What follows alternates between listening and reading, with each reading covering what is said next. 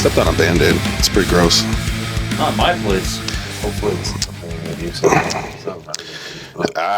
I'm just gonna leave it on your floor right here. Might have a little fentanyl and like. That's a legit fucking. Yeah. Might have like this is like the border of like some shitville. It might be. Bro. Might have some fucking fentanyl on it. Who knows? fucking nasty. I would have felt so bad if that was true. No, don't be mad when I don't shake your hand. It's okay. I'll fist bump Don't you. touch the fucking pizza, bro. Yeah. Oh my god. What pizza? I don't know what you're talking about. All right. How's that for pre-banter? Dirty Band-Aids. Dirty Band-Aids. It's probably the grossest pre-banter we've had.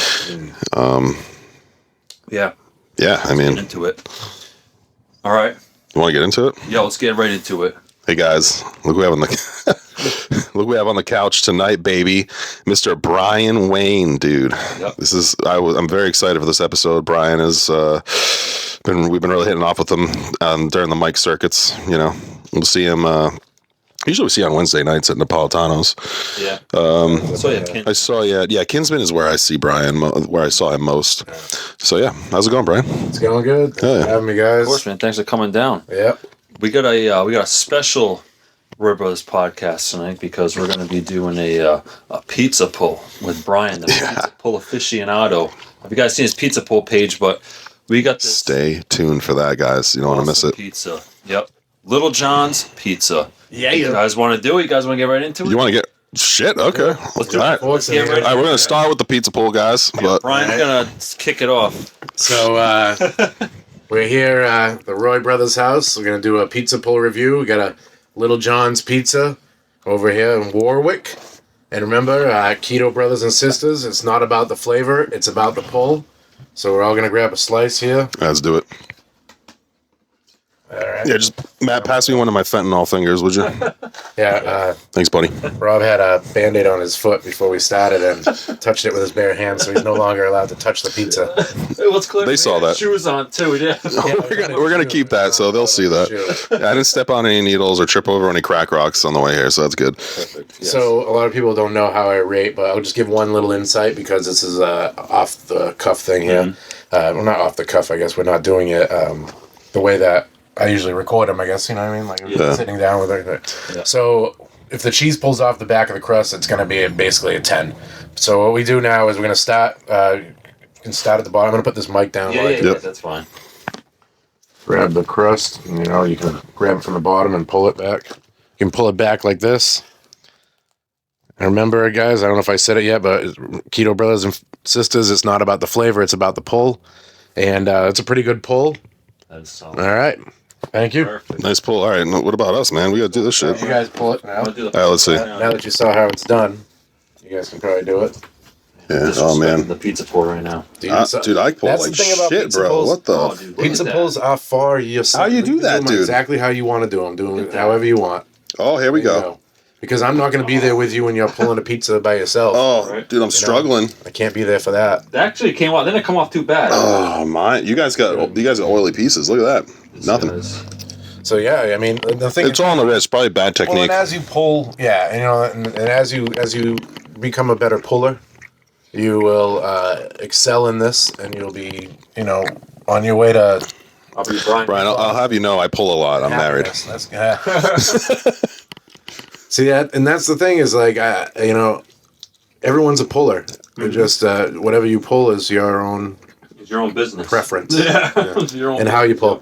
So I'm going to close this up because I'm not going to eat anything right now. I'm a little full already. Perfect. Yeah. Take my Throw this pizza over to the here. side so people aren't. Now the cat can eat it. I want pizza.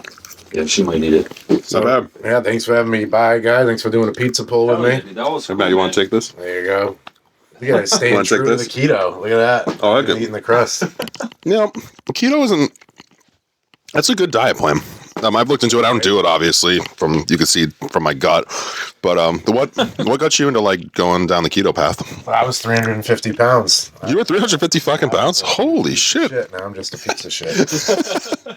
No, I was Yeah, no shit, huh? I was so fat. Yeah, I was so fat. I wasn't diabetic. My doctor was always like, are you depressed? And I said, no, I'm not. He's like, I don't know what's going on then. So he said, we got to do something. And I said, all right. Wow. And so I started not eating after 8 o'clock. And then he said, "Why don't you cut out bread too?" So I did that, and that was 3 years ago. And good for you, man. I get very disciplined on things. Like I don't have any self control. Like I have to fully abstain from stuff. Like if I have a little bit of it, I'm done. So the same thing with alcohol. I quit that 16 years ago, and I don't eat food with alcohol. I haven't had a sip of it, and I know that if I do, you guys will all like me a lot more. Yeah. But, I won't do it. I won't do it. So I maintain that discipline. Yeah. So it's like I had no idea. If you have a little taste of it, you might you'll relapse on the food thing. You know what I mean? Sounds 100%. So and I have fun kind of like it's kind of like fun abstaining from things, a monastic lifestyle. Yeah. Abstinence. Nice. From pizza. 3 years on keto. What's keto pizza? Sounds like maybe it's like a chicken crust or something. You can grind up chicken. You can do different things with it, like grind up chicken and make like a flat thing and bake that first and then cook on top of it. But it's all kind of, it's all like masturbation, right? It's never really fully satisfying kind of thing. Like it just I mean, obviously even not eating the crust is kind of like that too, but at least you get that same flavor. Nothing wrong with that. Why don't you just have them throw the cheese on the tray and cook it up like that? And it's like, it's not the same. It's not the same. I agree. Have it cooked in the oil and the thing and everything. So anyways. I mean, if I did the keto, I could deal with that. That was good. The best part is the ribeye steaks, keto ribeye. Oh, so you're doing like a high fat, low carb diet. No carb almost. So you're almost like a carnivore. Yeah. Well, aside from the cheese pizza pulls, but you know what I mean? Cooler, depending on where I am, I either call it carnivore or keto. Yeah. That's good. Yeah, you have an excuse to eat steaks like all the time though in meat products. That's really cool. Yeah, it's been fun. Obviously, I'm still fat, but hey. You're not 350 pounds, so dude, that's great, man. Better than most people. It's important. It's important to it's the little things, you know what I mean? You gotta, it's very good. Lifestyle definitely, make a big difference. Does this diet still call for like no eating after 8, or do you still, or do you? Pretty much. So like, what's a good? We don't have to spend too much time on this stuff, but I'm genuinely curious because I did try keto for. I think I did it for about a month. So a typical day would be like wake up, have like 4 eggs. Yep. It was a lot of eggs. Lunch I would skip, and then dinner, like you said, it'd be like a steak, but that got expensive, or like ground beef with some hot sauce. But one thing I can never lock down is when I get snackish. So my question is like, what's a good keto snack? Bacon. Bacon. Like I usually eat a pound of bacon a day. Yeah. Huh. Yeah, and it's crazy because like it sits in a Tupperware container. It's like a bacon factory at my house between my mother living in the addition and my wife cooking bacon for me all the time. It's crazy. And and it's a pound of bacon. I just nibble on it all day long. I just grab a little bit here, snack. Really? And then and a lot of Quest brand is big for that. Like they make peanut butter cups and stuff. There's I'll have to check that out. Get you through. Yeah. Brian, I remember one time when I was doing the keto, like I said, for the month, my lowest point was I was craving like fucking chocolate so bad, and I actually got chocolate. I chewed on it and then spit it out. Just for the taste. You know what I'm saying? It's like obviously I don't keto anymore, like I said, but it was so fucking hard. So standing on the edge. To do 3 years of that is, like you said, it's discipline and really good. So I imagine you're disciplined in your comedy too. Oh well, yeah. That's a big thing, Yeah. So basically, I listened to a lot of your episodes, and you haven't asked me yet, but we will. I was going to ask about the pizza pulls and shit. Yeah. But we can get into that towards the end a little bit because we'll highlight the pizza pull stuff at the end. So I'm very disciplined with the comedy. I got into it as kind of like a whim thing. Yeah, I was gonna say, how did you get into comedy and all that stuff? Delusion and years of self-inflicted trauma. Okay.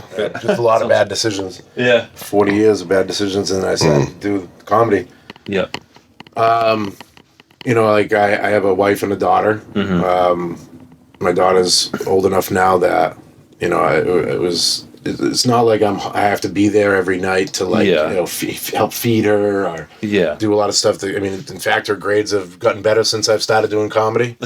She's now very nice. The honor rolls, National Honor Society, all that. Proud dad. And it's because it's the time that I do spend with them. I make it quality. More valuable. Absolutely, it's quality, but they've definitely taken a significant hit on the quality time or whatever the overall time with me. Yeah. For comedy. And because, I started the night before Thanksgiving in 2023. Mm-hmm. Went to an open mic at Will Wells's open mic at the Vault. Yep. Nice. And I went to Thanksgiving the next day, and I talked to my Uncle Dave, David Sinclair. He's a comic as well in the scene. He's an older guy that was around for a little bit, and he showed me to go to the open mic there. So he told me to go, so I went. And I didn't think I was going to go again. I didn't know what I was going to do. I had no material, but I went up and I said some stuff. Yep. And I just went back on Monday to Pub on Park, and then Tuesday there was a skew, and then Wednesday it was back at the Vault again. Yeah. And then it just every night I realized, because pretty quickly with comedy, like you can't, and it's tough because there's so many different paths for people. Like you can't just be like 1 foot in. It's very tough. I mean, you can. Yeah. But you're not gonna get out of it what you may want, unless it's what you want. It's so. It's tough. Like I've dedicated a lot of time, and I'm doing it for 2 years now. It'll be 2 years next month, but that doesn't mean that I'm saying that I'm the best or good at it at all. I'm just saying that it's a craft, right? It's a craft that we work on like daily and all day long, and it's. And you got to go out every night, and you got to drive places. You got to do things. You got to go to shows. You got to do this stuff, and it's got to be like I'm home one night a week. Wow. Yeah, one night a week I stay home. Maybe Sunday nights I stay home, and if I have a show, like last night I brought my wife to see Louis C.K. Yeah. Hey, we were there. Yeah, that was our night home. Yeah. My night home, and I brought her out to Louis C.K. And it's. It is what it is, but she's playing ball so far. She's been good. Yeah, she's supporting you and all that stuff. Yeah, I mean, awesome. She's only seen me do comedy one time. Yeah. And that's how I want it. I don't want any of my family or friends seeing me for a long time. Yeah. It's a little bit different, though. It's a different path if you do that, because there's the bringer shows, and there's the guys that make you, not make you, but they prefer that you sell tickets for them. Oh, yeah. If you're going to be on their shows. And that's a tough proposition for somebody that's new in comedy. Yeah. To ask their friends and family to come and watch them bomb, Yeah. Because that's essentially what's going to happen. I mean, yeah. And it's When tough. you're first starting out, you're gonna. And I hate this. I'm not trying to be cruel about bomb. Yeah. But like, it's not gonna be good for like a while, and your family and friends might be like, "I'm done." Yeah. Yeah. See you, and now you're 3 years in, and you're starting to get a good 15 minutes together, let's say. Yeah. And you now want them to come and see a show. Yeah, no shit, right? Feature somewhere or something, and they're like, "Dude, They burned out already." 3 years ago." And Yeah. yeah. Well, I used all my my time to go see I went out there 10 times. That's it. You know what I mean? Like I saw all going to all those other shows when you're starting out, right? And then, but you got to tell them, be like, listen, I got new stuff. I'm better now. You know what I mean? Like, trust me. That's why I tell people. I'm like, because a lot of people come to my shows, and I'm not gonna lie. The first few of my shows, and I guarantee you, wasn't the best, and I'm still learning. But I feel like I'm a little bit better now because I'm more comfortable. I'm like, listen, you guys saw me when I was first starting out. Come see me. I'm a little bit better now. I promise. You know what I mean? Some people like, oh, I'll see if I can get there, but. I've been very fortunate. My wife goes to every show. My parents usually come support me and Rob pretty often. But it is tough, man. It is tough to get some reoccurring people. Yeah. I can always count on my wife and my family, but at the same time, it's like I shouldn't have to expect them to go every time. No. You know what I mean? Yeah, I get it. And that's tough. The thing. It's like so, and it's funny because. You make friends along the way in comedy and stuff, but a good comic the other night, Ryan Donahue, actually, we were all hanging out after Rogue, and he was saying, he's like, this path is a individual path you take yourself. And it's nice that you guys have each other, which is great. You could make that work together, obviously, and still have a path, but you got we're like pirates out there, we're all roaming around, and we see each other in port, we're at shows, and and mics and stuff like that. But it's really something that, when you do it a lot, it becomes a separate life. Yeah. Almost. Sure. And this sounds crazy and whatnot, but if you do comedy every night, you get it. And, I didn't do a class. And I don't ever say anything about people that do classes at all, because everyone, like I said, has their own path. Yeah, everyone starts out differently. It takes different routes. Yeah. But to throw yourself in, and just go, like is the hardest way I think to do it, and I like to do things the hard way, like a crazy person. Yeah, that's why I abstain from everything. Yeah. Not to say I wouldn't like maybe take a class on the road, touch up a few things here and there. Yeah, why not? Like I've built like my set now. It's like 8 minutes, maybe 10, 15. I can stretch it. But and that's after 2 years. Yeah. So it takes a lot of time in perfecting it, and you could probably have like a 15 minutes, like to have a solid, clean, like just nice and chiseled out, solid 15 minutes. I'm sure it takes some time. Oh yeah. Well, I mean, you got people going. I mean, you can get up there and talk for a half hour if you want to talk for a half hour. But the problem is that it needs to have setups. It needs to have punches. It needs to have tags. It needs to have. It needs to be crafted. And the thing is, like, I look at it like this: is that if you go and do pottery, right? Like you get a clay, you get the wheel, and you get a block of clay, right? And you make it into a bowl. The first time you do it, the bowl is going to be shit, and it's going to take you forever to make that shit, right? But as you do it more and more and more and more, you get better at it. And then down the road, a guy like Louis C.K. Gets up there, and with the hour that he has to make that bowl, it's the most beautiful bowl, and it's done in a way that only a master craftsman can do. Whereas we still get up there and we get 5, 10, 15 minutes sometimes on shows. To do the same craft, but not in the same way, obviously. But we're trying to. You want to. And it's only done through repetition. And things, that sure is. And man, I'll keep going. I get. That's awesome. Keep going. I get what you mean. It takes time. It takes perfecting. We were talking about that a little bit last night at the Louis C.K. show. And I don't care if it spoils shit. I'm not gonna say his jokes, but he did some like poop jokes. Diarrhea, toilets. Me and Matt were saying if we did that, we'd be fucking run out of the fucking town. But it's you watch a master do a poop joke and you're laughing. Same reason why I don't laugh at most like 9/11 jokes that I hear at shows. Other than if Louis does one, or a guy that's a master craft guy, these guys they have a way to do it right. They're doing it in a way they do. I mean, Louis even has like a rape joke. I don't know if you've ever heard that. It's actually hilarious. You may have to edit that out. I don't know, but a grape joke. No, you don't have to edit that. I mean, fuck it. And it's like it can't be done by other people other than edgelords, really. That's right. Well, he definitely. My thing is too. It's like. He can tell these jokes, some of them are controversial or darker humor, right? Because people already like him. People are going to see him. They laugh more because they just like him, right? Like they're all excited. Can't wait to see him. They're feeling good. Like last night, I had a fucking blast. We were all there. I was crying, laughing, great time. But a lot of it came because I've been wanting to see him, and I grew up watching on stand-up at Comedy Central and all that other stuff. So it was kind of cool. So I was already giddy to see him. Kind of when I saw Brian Posehn once, and like I was just giddy with excitement. So that helped me laugh. Some guys, I never heard this guy. You might not laugh as much. You might not enjoy it as much. So if for you give yourself to that perform a little bit more when you're already a fan of them. Oh my god, I can't wait to see you. Yeah, we know what we're getting up to. Yeah, and he had some jokes that were dark, man. I was like, it was good though. It was very funny. That's why I like him, because he's kind of cynical and dark, and that's a side of comedy that I do like. Came in hot. It was good. It was a very good show for sure. Yeah. Did you park in the parking garage, or did you park on the street?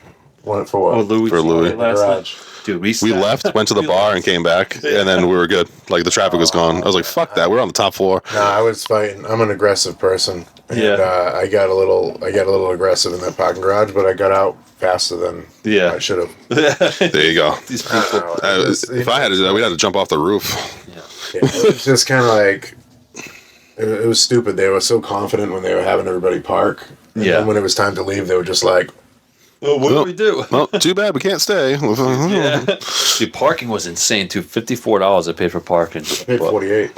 Damn, I got robbed because I was on the third floor. Yeah, I was on the first. Why would you pay more for the third floor though? I don't know. Right. Just that's how it works, man. But fuck it. Fuck it. So, you guys got another question? Yeah, I was gonna say. So you got it started into comedy by doing like Will Wells Mike, and you did it a couple of years ago. And I've seen you around. Like I wanted to touch upon, like I see you're an example of someone's grinding it out. Like I tell my wife, I'm like, listen, Mel, you think I'm out a lot? There's these guys out there every day. And I think of you because I see you out there and I see your social media. I'm like, I really thought to myself, I'm like, does this guy ever go home? I was like, and I saw the pizza pull at your house. And I'm like, all right, he does have a house. Like, I'm sure he's got kids. I'm like, but like, I just think it's funny because I'm like, this guy is like out there doing it. And I respect that, you know, because it's like, you can tell it separates the boys from the men in the sense that people that really want it and that are really dedicated. And some people, and it's okay. Like if you want to do it here and there, that's fine. But like, you know, people, you know, you're true. You seem pretty honest. Like, listen, I'm out there every day and you got to want it, you know? Yeah. And, you know? And it's because I realized pretty early that that's what had to be done. Yeah. Now, has comedy for you been like something that like you wanted to make something that's like bigger, or are you kind of just like a hobbyist with it, or like is it something that you're kind of just going with the flow? So yeah, it's definitely not a hobby. Yeah. Not at all. Yeah. Whether or not it's going to be a career. I mean, I do sales during the day. Yeah. I have a sales job that I go to people's houses and I sell things. You know, I sell. And then I sell basement waterproofing, and it's crazy because it's such an easy job. I'm home by like 1:00 every day. I pick up my kid from school, hang out at the house in the afternoon, and then I go do comedy at night. Yeah. And like I got a lot on my plate, and it's fine. I'm built for it. I feel like, you know, I will be 44 next month. Yeah. And I won't like, and it's just, I just go with the flow. I always try to like just maintain a positive attitude. Yeah. Like at work every Monday they have me read like how my headspace is. Like they only hear mine for some reason because they know that I'm a positive guy. Yeah. You know, and I don't let shit bog me down. Yeah. There you go. So when it comes to comedy, you know, when I first started, you know, I caught a lot of shit, you know, for being, you know, out every night, like, and grinding, and, you know, and people see you doing things that they should be doing. They get a little bit, you know, jelly? I don't say, jealous in a way, you know, but it's something more than jealousy. Well, you can It's not feel jealousy, it's more like, you can feel when you're being outworked. well, it's like an inner You know? thing, right? Like, because we all want to be better as a person, right? Like, we all Of course. have the goal to be better. Yes. And when you see somebody that's working at being a better person for themselves, it should make you want to work harder for yourself. Yeah. But there's the other side of it that people become, you know, hateful. You know, that's not good, but it happens. It does, doesn't it? But I mean, when I was in my 20s, I had 30s, I probably would react the same way. But over time, I guess you get a little bit more, not humble, but... Yeah, I think so. You get some street smarts, so to speak. You know what I mean? You get, you know, you get older, you get more mature, you start to learn different lessons, you know? I feel that. Yeah. I find myself cheering on the success of others now more than not.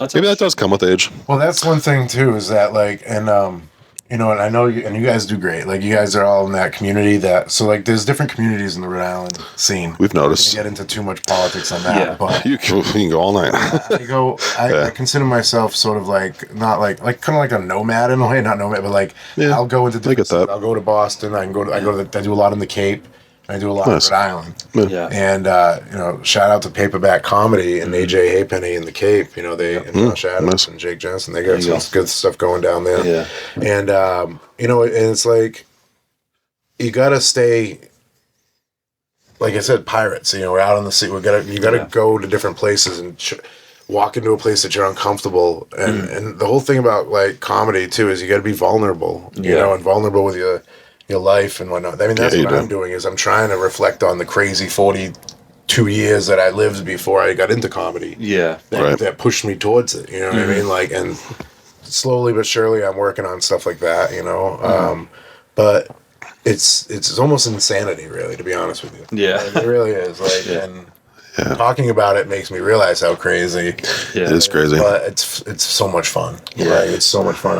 It is. Missed out on it big time. Yeah, us too. We, you know, having a lot of fun. Starting late.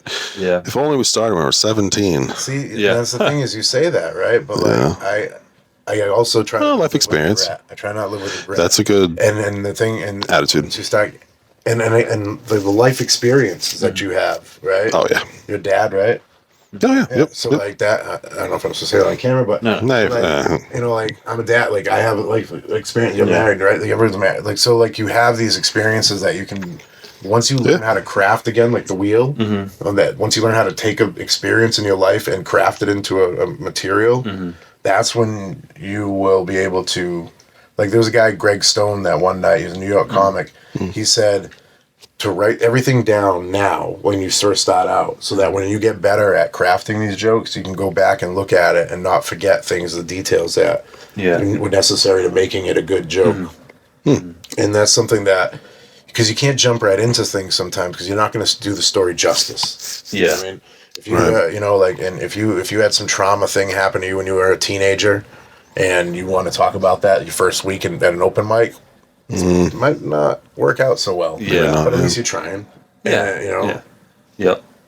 That's true. Yeah, definitely. I think a lot of, I've heard a lot of comedians, like, they talk about their life experiences, like, well, I'm recovering alcoholic, or I'm recovering from drugs and stuff. I think that's great. That comedy is like an outlet for people a lot of people, like, I've had one comic, like, tell me, like, this keeps me clean in a way. And I'm like, I respect that, because I think it's great that comedy can be an outlet for people to be better, and kind of, it's like a different drug. Instead of doing this or drinking, I'm doing this addiction, but it's a good one, because, you know, it's not like you're out there fucking putting shit up your nose, but it can take a toll on you if you're out there every night. You're not sleeping, dude, and if, God forbid, your family's like, where are you coming home? And you're like, fuck you. You know what I mean? Like, that's when it's a problem. But you know, me, it's like, my family always come first. If my wife is like, listen, you need to, like, slow down the mics, and, like, you know, if people are like, if I need to be with my family, I'll ditch comedy for them, but at the same time, it's like, you got to have the happy medium, man. And it's great to have a good supportive family, like you were saying,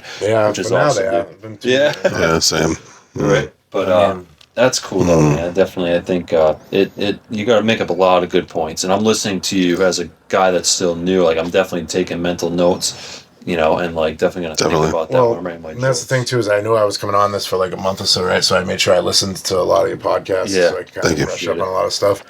And, you know, and I was trying to figure out how to approach this in a way that I didn't want to, because believe it or not, people tell me that I can be an asshole sometimes. Can't we all be? Nah, like, I'm pretty good at it. Like, I'm not, like, and it's just because I say what I think a lot. You say what's on your mind. And I'm always up for a good ball busting, because it's just, to me, it's all fun. I sold cars when I was younger. And that was, like, the best job experience for, like, learning how to bust balls with people. And then, like, you know, as you get older, like, you work in regular jobs and stuff, and HR doesn't like that stuff. So they don't. You mean I can't call him an asshole if I can call him a I learned that from the trades. And now what I do in sales, I work with nobody. I work with a homeowner every day, a new homeowner, and that's it. I see them one time and I'm done until they have a problem and they call me. But besides that, I'm usually fine, no problems. But, like, it's, from before I started comedy, I would sit in my garage every night after work, and I'd just smoke weed, and do absolutely nothing, and just eat and hang out. You know, well, I wouldn't eat after 8 o'clock once, because I had already lost the weight. But before that, it was like, literally, that was my life. And it was, you know, it was nice. I had a good setup in the garage and everything like that. And, you know, I make good money and everything, but there was something missing. And I'd seen a couple of comedians that really were like, all right. It was like Dave Chappelle and stuff. And I was like, you know, I'm going to do this. So that's why I went to check out an open mic. And I wasn't going to even go up, but I went up and I just said a few things, and then they were awful. But, you know, that's the thing, is a lot of people, they start comedy and they have some stuff written already, which ingratiates them with people a little bit faster, because you walk in and you got some stuff and you're a little funny. People like you a little bit more. I mean, I walked in as a guy who says whatever the hell he thinks and had nothing funny to say. So it was kind of like, who's this guy? Yeah, and, you know, it was a little tough, but I just kept showing up and grinding it out and not caring and just doing what I got to do. And, you know, the real big thing is shows, guys. Like, going to shows, and, like, not just, like, big shows like Louis C.K. either. Like you want to go to these festival shows. You want to go and see working New York comics, like Chicago comics, you know, Pittsburgh, Texas, all these guys that come in for festivals. They're all guys that are, like, 5 to 10 years in. Because your brain is going to change. Like, if you keep doing this, your brain is going to change.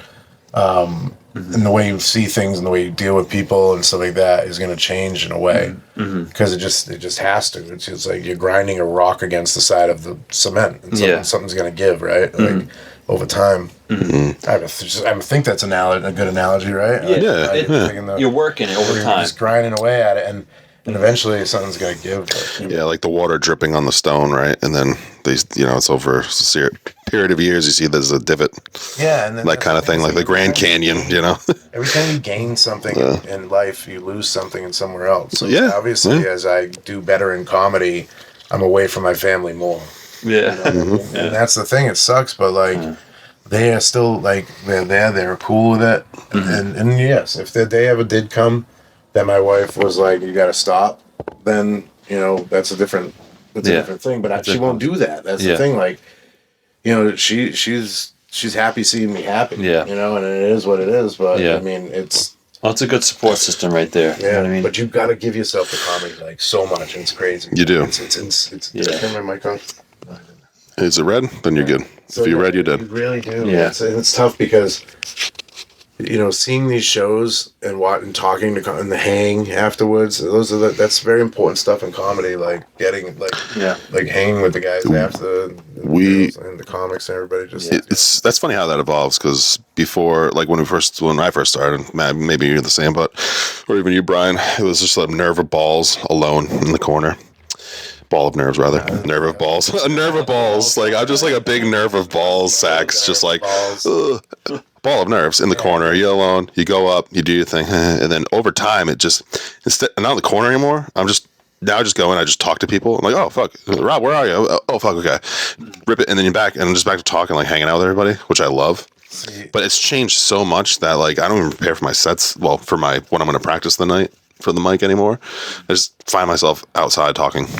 So, which is a good thing. So, to your point, I did the wrong thing where I showed up first mic and went outside afterwards, like, "Hey, everybody, how's it going?" Well, that's a good thing. You're extroverted. I'm introverted. Yeah, but the thing is that people don't like that so much. Like comics, are you about to say comics are weird? So there's a lot of mental health issues in comedy. Yeah, we're finding that out. A lot of mental health issues in comedy. You'll find that there's levels of it too, and it shows itself in weird ass ways. I'm going to tell you.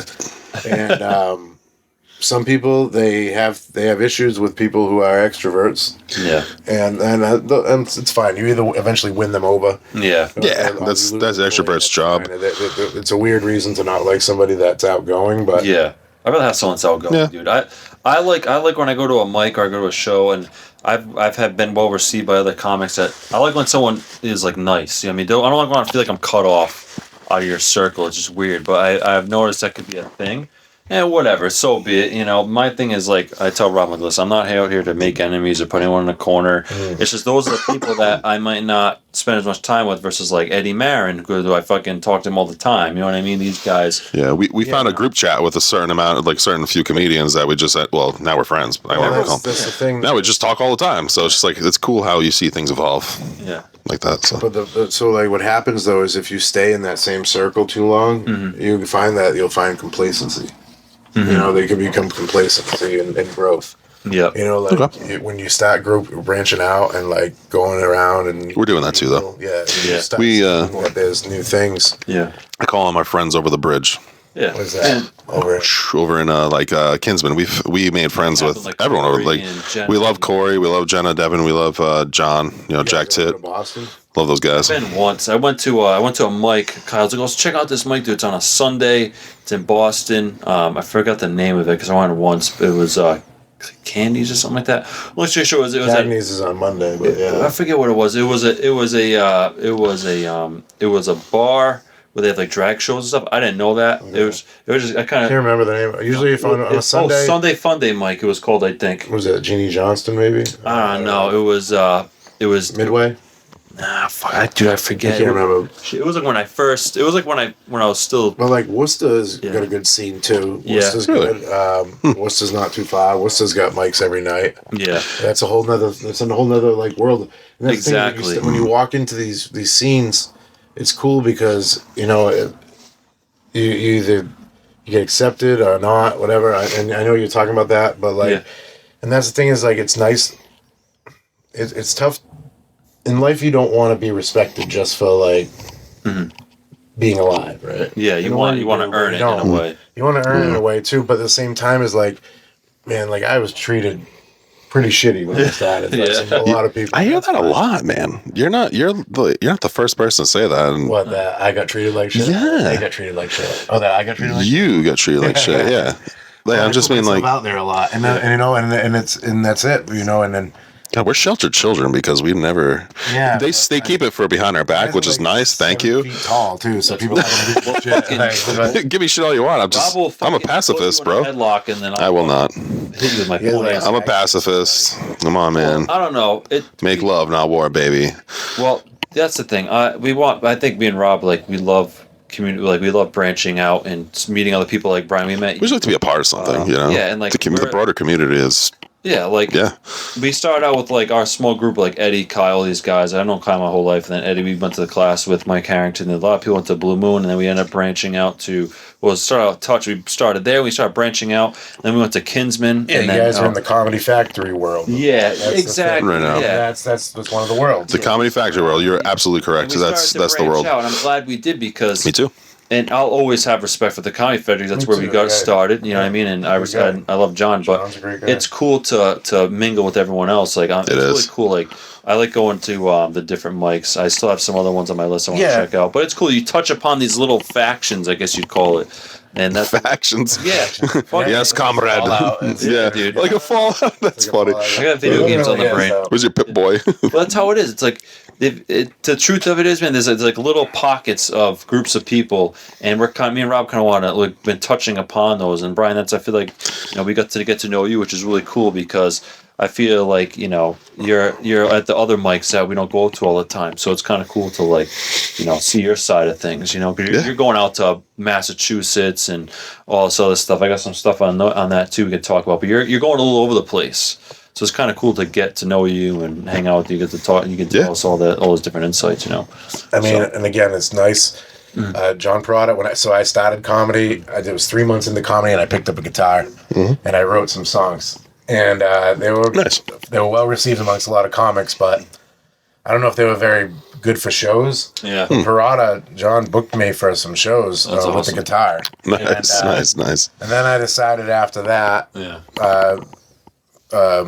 time to put the guitar down and work back on the stand-up, and I did that. Yeah. And I've been doing that now for over a year and a half. And, the guitar's there if I ever need to. I've been booked a couple of times to do some guitar stuff. That's but cool. I like that. it's just something in the bag now, but really, again, and when you go to shows, like Doug Key, he's like the best around. He's got the Rogue Island Comedy Festival. So is he the one that put that on? Yeah. Doug Key, he has How long has that been around, Brian? Do you know? like 11, 12 years now. Yeah. I love the Rogue Island moniker because you guys know what Rogue Island means, right? Maybe They have I'm to do with pirates and like Rhode Island. Fucking exactly, because Rhode Island was a pirate hangout apparently, and then the pirates would call it Rogue Island. They come here to like fucking picture. What's that shit? Comedy? And they have it now. Yeah, what's that shit from fucking Pirates of the Caribbean? They go to the fucked up fucking island and they're like, rah, and Tortuga. It was basically Tortuga, like Rogue Island. Went to the dry Tortugas out in Key West. Yeah. And correct me if I'm wrong, guys. Fact check me, but I'm pretty sure like Rogue Island was definitely a thing, and I thought that name was so cool when I saw it for Rogue Island comedy. Well, you were there, right, Brian? Well, this year, so With the pirates in Rogue Island. Doug's hooked me up with a few spots for helping out. Yeah. And he knows that I'm out every night working, so he's thrown me a few spots at a couple of festivals, which is great because literally when you get to, and that's the great thing about is when you go to these festivals and you work and you help out, is they see you helping out, they see you grinding, they see you working, and they want to give you an opportunity to test your material out. You test your material out in front of a good crowd.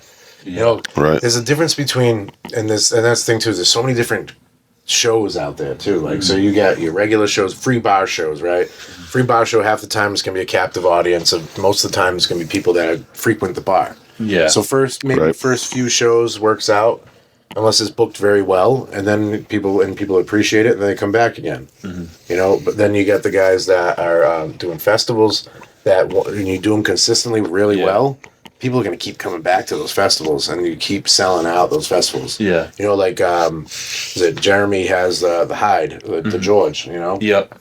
The George shows every Friday and Saturday night. Those things sell out almost every single time because people know it's a consistently good show. Yeah. That's crazy. And then when you do stuff like that, It helps. But then you get guys that do shows and they don't put anybody. And they try to give time to guys around town. Yeah, and then that's good. But sometimes it's a detriment to the venue and to the. Hi, that's us. Nice to meet you. We're the guys, right? I went to your show. You guys. That's right. You went to the. Brian, that's right. You came. Thanks, man. I appreciate that. I think That's right. Mark McGuinn was there. That was really cool. Yeah. You got a couple of comics. I really That turned out pretty good. Well, we had to see your host. Yeah. Tony, Yeah. I didn't want to say any names. But, Yeah. Tony fuck it. Tony was great, but I'm glad you guys came. That was our first. That's right. Yeah. We had a lot of fun with that. I'd like to do it again and just kind of see where it goes, but that's a work in progress. But yeah, it's cool because We're scoping out venues right now. I want to do shows where I can just like give people a spot, but at the same time, like I want a good, strong headliner. Maybe get like one guy that, I feel like, what I mean, I'm still grinding it out, but like a guy that I see, like, he's working hard like me. Let's give him a spot. He's funny. You know what I mean? It's kind of cool to be on the other end of things. From a sales perspective, everyone made money, Brian, which is really cool. Yeah. Everyone made money at the end of it, which we're really happy to be able to pay our guys and pay the venue. Yeah. But that's not always ever guaranteed too, which is like, that's the thing. Like, I feel like me personally, I do comedy for free. You know what I mean? I'll do it free because I want the spotlight and I just like doing it. I'll do it for free too, but I mean, spent a dime of any of my comedy money I made so far in the last 2 years. That's great. Safe at home. I love it. And we're doing something similar. And then I probably now an OCD thing. Like, I don't know. And I just, like, whenever I get paid, I just throw it in the little thing and I just don't touch it. Yeah. And, I mean, again, I'm lucky enough, in comedy. And that's another thing I probably should touch on is that, yes, I've sacrificed a lot. I'm grinding every night. I'm doing a lot, but I'm fortunate enough that I got a pretty good setup. Mm-hmm. I got a good job that allows me to kind of really be free. Yeah. And a lot of guys, they don't, and again, I'm doing comedy. I'm 42. Well, I'm sorry. I'm 40. I started when I was 42. I'll be 44 next month. There's a lot of guys in their 20s, they don't have a job. When I was in my 20s, I didn't make any money. So, I respect them for that. Like when I was 17 years old, 24 years old, and 30 years old, well, I quit drinking at 28. So I was like insane until then. I was out there like fucking and fighting. I wasn't doing comedy. I wasn't even, didn't even, it wasn't even something like I was never pontificating on anything about like, getting fucked up. Right. So, that's a good point too. Yeah, no, like with age comes freedom, financial freedom a little bit, I think, like you said, the career works out, it's flexible. Yeah, we can go out and grind it out and not get paid, and we go home because we got a job. You know what I mean? We got careers. You know what I mean? Yeah, really, no excuse at the end of the day. I'm these guys that work sales guy too, so like I'm used to like this whole kill what you eat thing. So like I don't like if I don't sell something during the day, I don't make a dime. So I look at comedy like I have to get good at this if I'm going to do this. So Acknowledged. Survive, man. Yep. Good to survive. 10-4 of that. So you've done a couple. I was I've been following you for a little bit, and I want to touch upon some of the shows you did. I noticed you did a show with Rodney Norman. Yep. Was a comedian that I like personally. I think he's very funny. I kind of like he's also philosophical. I follow him, and he changed my life. Yeah, I thought it was really cool. He added me on Facebook. I was like, Rodney, and he likes my comedy shit. And I'm like, that's really cool. You know what I mean? Yeah. But yeah, so you said. So Rodney was nice. He was a good guy. We talked a little bit, but we did the show over at the Situate VFW. That was a paperback comedy show. Yeah. That was Jake Jensen was and AJ and Josh. They run that. So it was a good show. It was a good time. It was nice to be, with a nice room, probably about like 40, 50 people, and usually there's more. But I did a show with Steve Sweeney too. Yeah, that was a good one. That was good because I've done a few shows with Steve Sweeney, and he's an old legend. And I don't mean to be ageist, but he's like a legend in Boston. Yeah, I don't know if you guys know much about him. But he did. He was doing some shows with John. I think Lucas Estrella had the opportunity to perform with him as well at the Event Factory, and I heard he's great. I was looking into him because people are saying he's like a comedy legend, like Boston and stuff like that. So that's pretty cool. You're able to do some shows with some bigger names and stuff like that. Because the girl was it Annie Powell. Mm-hmm. She's hooked me up with a few spots here and there, and Rob Steen. Mm-hmm. He books a lot of good shows. He's got Headliners Comedy Club. Mm-hmm. And again, it's all about opportunity. Mm-hmm. And an opportunity you make yourself by going. Mm-hmm. You got to be funny. You got to get working on stuff, and then give yourself the opportunity to sell. So, there's guys that have been grinding, that started comedy before me, that have been just grinding mics, and they do mics, and then they don't go to shows, and then they complain that they don't get booked, and they think that it's supposed to be, that someone's going to, like, walk in one night and be like, you, come in. I just saw that, and it's amazing. Yeah. No, you have to go out, get on a show, make a tape, then email that tape to people, and then follow up with the booker, see if they've got any availability for you, and don't be annoying, but like, you have to be on top of it, because there's 500, 600, whatever other comics in Rhode Island, maybe not that many, but there's a good amount of comics in there is. New England That area. want the spot. That want those spots that are messaging. If you become a booker tomorrow, I mean, you get emails. We're trying. Book that show. Did you start getting emails from every comic in? It was more verbal, but we had a lot of requests. People, I remember. A lot of requests. As an example, I was at a mic, and I was just talking to someone about the show. I think I was talking to Tony or someone, and we were talking about the logistics of it. And people heard I was putting on a show. I had literally 3-4 comics at this mic.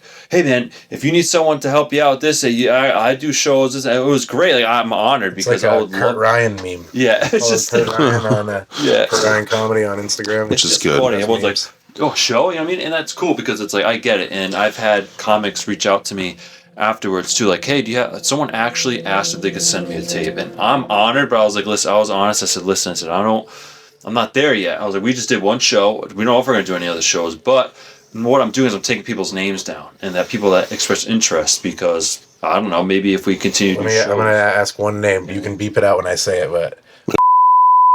No. I don't even know who that is, sadly. We can beep that out because... We can beep it out, but... That is we can just cut it out. Or meep, dun, dun, dun, dun, dun, yeah, no, it was. I had some welcome back comics reach out to me, and it's cool because like I'm honored, and it's it's nice to know that people want to get on a show. Maybe like maybe they like because they like the Roy Brothers. Maybe it's because they want a show. You know what I mean? I don't want to know. That's fine. Use us, abuse us. We don't care. It's for the show. It's all right. Well, you want stage time, guys. That's the incentivization. You might not like us, but you're gonna get fucking stage time. You're probably gonna get paid too. So it goes both ways. You get on my and it's like comedy's kind of like in a way like people help promote each other too. Like that's what we do with the podcast. We promote people, but in exchange, people promote us. You know what I mean? But I think that's a shitty thing to say. Podcast is gonna be a great avenue for you guys. Starting off there, I couldn't go up there and do, like priest jokes, like things like that. Like 9/11. I mean, I guess I did 9/11 jokes. I was old enough to see it. Same here. Everyone. There's things that I know are not good topics for a 40-something-year-old man to be on stage talking about. Unless you're Louis C.K., I guess. Right, but he does it in a way. All right, I know. If when I'm 50-something years old, 60-something years old, maybe I'll be better at comedy and able to talk about these topics that don't relate to me at all. Mm-hmm. But I think that comedy should be relatable to you. Okay. It should be. I'm at a point now where I'm trying to be more vulnerable with everything, like life and everything that I did. And vulnerable sounds like gay and shit, but no, I get that because I'm a very private person. This is vulnerability right now, just being on the podcast. Layers off, the layers of the underneath come off. Yeah, and they're gonna stink. Exposed. So they're like like I could say is when you're at open mic, you're at a show. Everyone's trauma bonding in a way. You know what I mean? Trauma bonding. People just like dump their emotional baggage in their comedy. I think that's a good way to.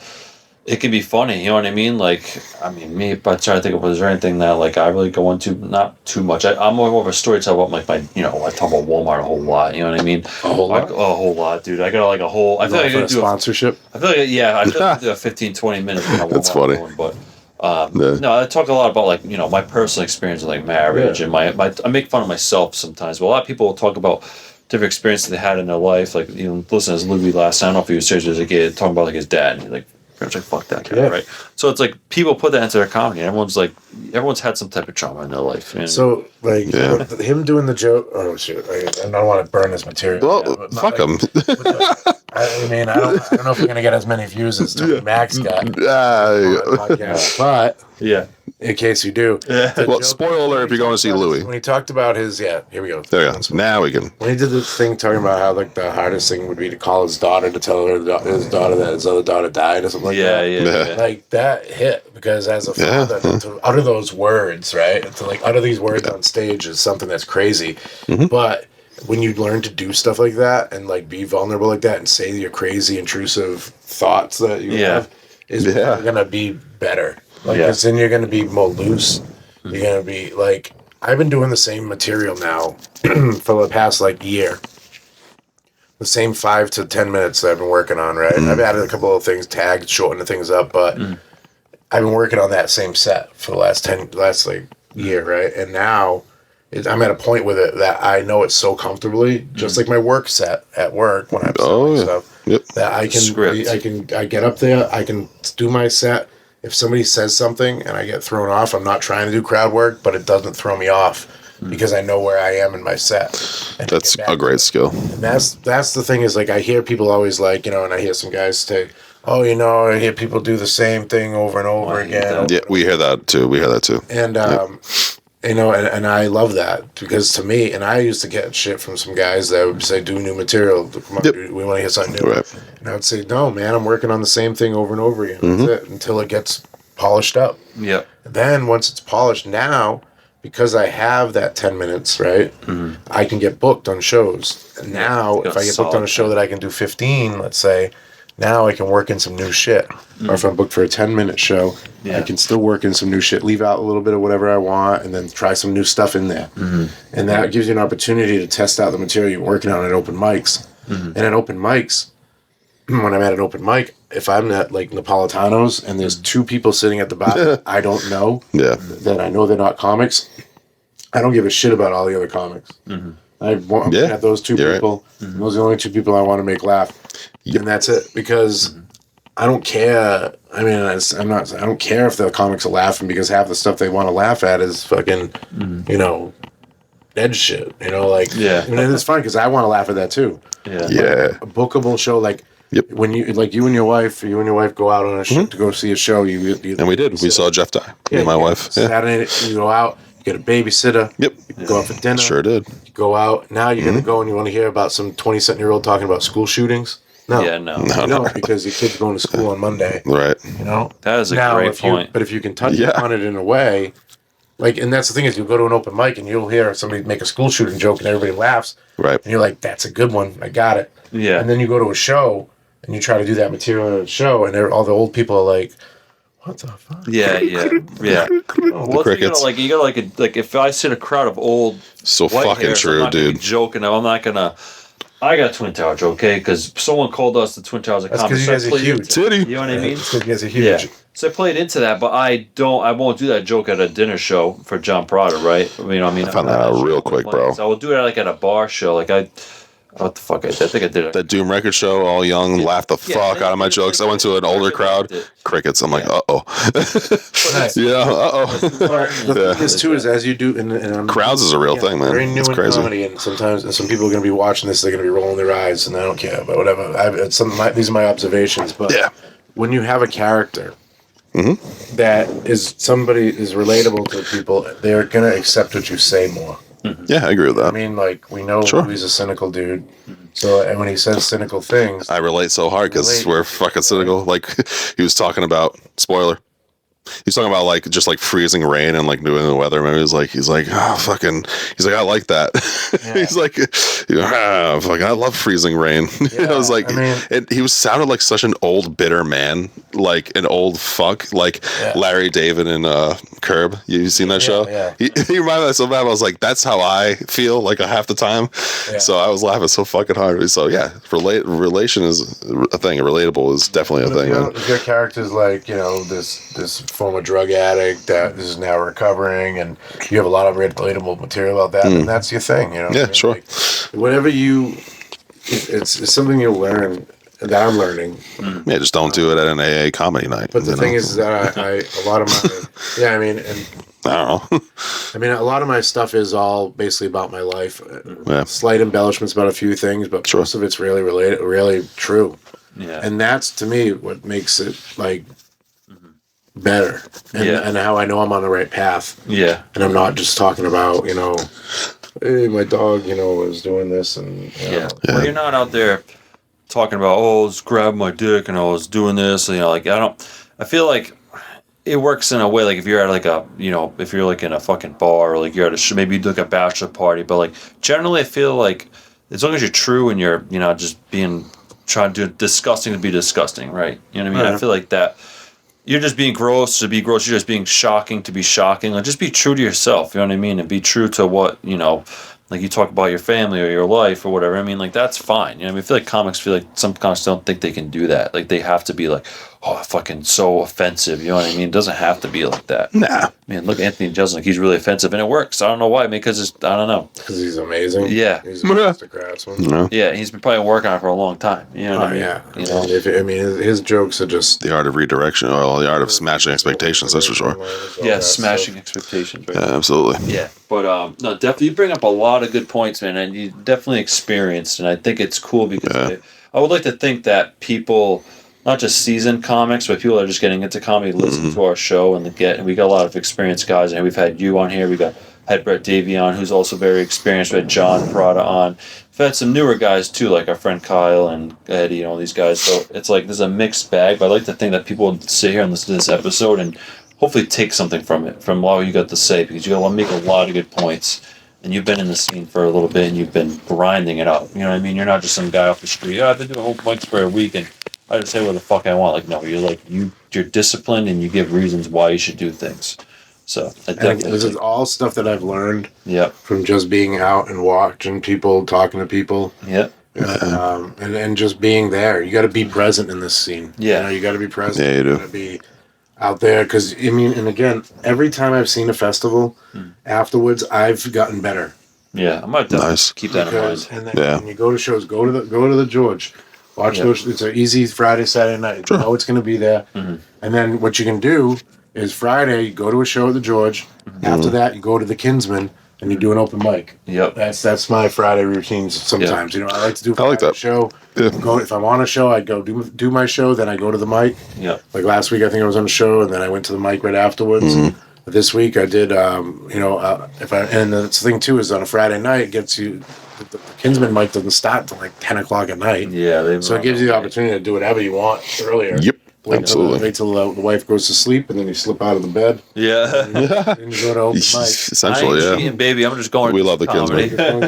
Big fans. Yeah, right. Yep. But no, definitely, it's a good point. And there's a lot of good mics, a lot of good different shows. The Centerdale's another one that's been popping off. Seems like that one's getting busy. It's never been. Got a good thing going there. Brad Pierce. I'm definitely. Rob, it's a bit harder for Rob because his schedule with like the kids and all this other stuff. I'm lucky. I'm married. All I got is my wife and the 2 cats. Yeah. But I try to make time for her too. But They're my dinks. thing is like this week I already planned it out. I said me and her are actually going to a show on Thursday. We're going to go to the Lemongrass show because Frank Santarelli from The Sopranos is going to be there, and I thought it'd be kind of cool to see him. And I'm going to go to that show that Brian Bowden's putting on in Pawtucket on Friday. Nice. Eddie Marin's going to be on that one, so I'm going to go support him. Check out some of the other comics, and I'm going to do an open mic on Wednesday. Nice. So it's kind of like, that's my week, you know what I mean? But slowly, like, I'm realizing this is what I want to spend more time doing stuff like that than playing Call of Duty or fucking playing Skyrim sometimes. Like, sometimes I just want to go I just want to do the comedy, man. Like, This kid loves Skyrim, just so you guys know. I was like, I'm just going to do this as a hobby. I'm just going to do a couple, here and there, but like, it's like eventually That's got a hooks in you. Like, holy fuck, like you start to get to know more people, you start to get more involved, and it's just hard. Like, it sucks you in, dude. I'm at a point now where I cannot imagine me going the rest of my life without doing comedy. There you go. That's true love right there. And that's crazy because like I can see myself stopping keto at some point. I know I'm gonna fall off the wagon at Oh my God. At 80. I said I'm gonna do it. Yeah. There you go. But all at the same time, maybe my comedy will just get better at 80, because I'll fall off the wagon. I don't know. It's just Yeah, look at Andy Higgins. it's so weird the way it fits into my life, like a perfect like glove. Yep. And it's wild because I enjoy it. Mm-hmm. I think I'm doing okay. I'm moving along pretty well. I've had great opportunities again. Between Doug hooking it up with some spots. Fuck yeah. Ashley over at Whale City hooking me up with a spot on a show there too. It's and I've been booked pretty like sporadically. I've been booked pretty sporadically, but it's kind of like it's all good stuff. You know, I'm happy with it. And then it's bad stuff too, which is fun. Yeah, the bad shows are great. Yeah, that's where you learn, right? And it builds character. You know, I learned a lot on my last bad show. Well, it's bound to happen, you know. But like I said, I think you bring up a lot of good points, and you really, I enjoy having you on because like you kind of go in depth, and you can tell you give a shit about it, which is important. Yeah, and I was trying to figure out a way to talk about it without coming off like a jerk because there are things that like it's tough. It's tough to see because being out every single night, like doing it the way I do it, and then having guys that do it like one night a week. That's the outcome. And it's like it's tough because I don't try not to judge, but it's like you're missing out on what this thing can really be. Yeah, you gotta go in all in. It's a sick thought, right? Yeah, it's like you're missing out on how beautiful and fun and awful too comedy can be. Yeah, but it's great. It's so much fun. Like I'm loving it. Perfect. I met some real good people, some bad people. Yeah, a lot of crazy people. But the experience, That's the best of it. How long have we been going for? About an hour. I was gonna say I wanted because a little over an hour. We're going good. Keep going. Wrap around that time. Well, we got more stuff to touch upon though. Sorry. Well, I wanted to. We have a couple more. We have a few more time. For me, I got a couple more. But what were you gonna say, man? I was gonna wrap it up and talk about the pizza pull really quick. All right. Before we talk about the pizza pull, and I hope you don't take offense to this. And we've already talked about this, but do you lean into the Alec Baldwin thing at all? It's my opener. Okay, because it is your opener. But I mean more than that. So you guys, I've seen the opener, but you guys have seen me. I don't know if you've ever seen me do a show. Like, I'm not trying to offend you at all, but you have a striking, uncanny look to you, that reminds me of that. I've seen the opener. But have you done more with that by any chance? Life, like tried to have sex with Alec Baldwin's wife. You didn't shoot anybody, did you? Or crash your car into a fucking palm tree or anything like that, like you just did? No, that's a joke. But no, I mean, as far as your act goes. I was worried when I got the alert that Alec Baldwin got into a car accident. Yeah. Shit. I said you have to give me a lot more material, or it's going to be awkward for a month. But I'm like, damn. I'm like, when I didn't know who you were, I was like, God damn, this guy reminds me of someone. Yeah, I get that a lot. I'm sure you get that a lot. And I just figured, did you ever try a lookalike contest or anything like that? You should put his face next to Alec Baldwin. When the episode you edit it, he's more handsome than Alec Baldwin, anyways. Much fun. Alec Baldwin's an asshole, right? Basically, what's happened with Alec Baldwin is I don't know if you've heard my sets before, but I know that intro that you give, but other than that, no. Tags to it too, so it's a good 30 to 45 second opener now. Yeah. How's the reception been with that new stuff? Well, not new, but the tags I haven't heard yet. Even better. It's just getting, and that's the thing. And I mean, I usually get, I'm not even Italian. You must get that all the time. Every day someone's like, are you Italian? Or are you this guy? I thought you were Italian. No, and it's great because it's never anybody that's like was owed anybody money. Yeah. Or treated anyone bad. Like it's never, they're like, oh, you look like this guy. You look like my cousin or this guy. Yeah. And it's never like, oh, you're that asshole. Yeah. You're that asshole that owes me, $100 or $1,000. Can we dox it? Like, are you Portuguese or what? I'm everything. Everything. We're all everything. My mother's French Canadian. Damn. My father's side of the family has been in America since the 1800s. I had a great grandfather that fought in the Revolutionary War. Wow, that's badass. Yeah. Can I touch upon this really quick before we wrap it up? You're what was I saying? No, you're. So I threw you off with that stupid question. Sorry. You're related to David Sinclair, the comedian? Yeah, he's my mother and his wife are sisters. She's my aunt. So. That's so funny because I did one of my first shows with John Prado with him, and he was very nice and very funny. Yeah, I got a lot of respect for him. Yeah, I think that's really cool. I wanted to touch upon that. That's really cool, dude. Yeah, awesome guy. Clean comic. Very clean. Yeah, he was very good. There's a very good market for clean comedy. Yeah, and everyone says you do clean comedy, you'll get booked. And I think it's good as a booker, maybe you can do clean, but if you can be versatile. Look at Nate Bargatze. He makes the most. Oh my God, me and my wife love him. We watch him all the time. Right? Yeah, it's fully clean. It takes a different animal to do that. Yeah. I mean, that's fun to be clean. I mean, you guys when you get clean, Bill Simus, he has me hosting some Funny for Fun shows now. Yeah, and but they're gonna be the adult shows and not the little kid shows. Yeah, the kids. I'm not doing clean comedy, but these are the opportunities that I've been getting, and I'm happy with them. It's great. It's got some things that are blocked for me through my own personality. Yeah.